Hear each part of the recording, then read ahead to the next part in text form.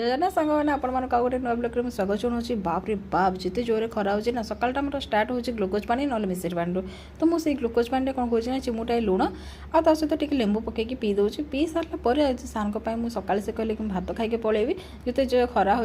भात खाई पड़े सहित मुझे चिकेन बनई देती आपको चिकेन तरकारी केमती देखा निहत कमेंट द्वारा जनइबे। तापर मुझे पुओ को आड़े खुईदेली कौन पाना मोर बहुत सारा काम अच्छे खुईकी शुएबार अच्छे सार ऑफिस पलैले पुओ को मुझे खुईकी शुईदेली। तापर मुझे पलि आसली ड्रेस मटर आयरन देवाई आयरन मोर अच्छे बहुत सारा दबार था सार सार्ट पैंट दे सारापर मुझे पलि आसली वाटरमेलन जूस करने आप तो देखिपे केते सुंदर मुझे तरबुजटा काटी जूस कलापर से मुझे सब्जा मंजी पकईदेली। जब आप पाखे सब्जा मंजी नथो किसी असुविधा ना से आपने भूसी भी पकई पारे पकईदी मुझे फ्रिज्रे रखीदेली आ सार ऑफिस आसला दी ग्लास आम दिजन जाक पीदेलु पी सारापर मुझे आज बनई किसी चिप्स ता सहित बनई चिकेन आउ चिकेनटा बहुत बढ़िया बनई आप तो देखिपार चिकेन भात खाई रहीगली आउ नुआ भिडियो देखा कर सब्सक्राइब।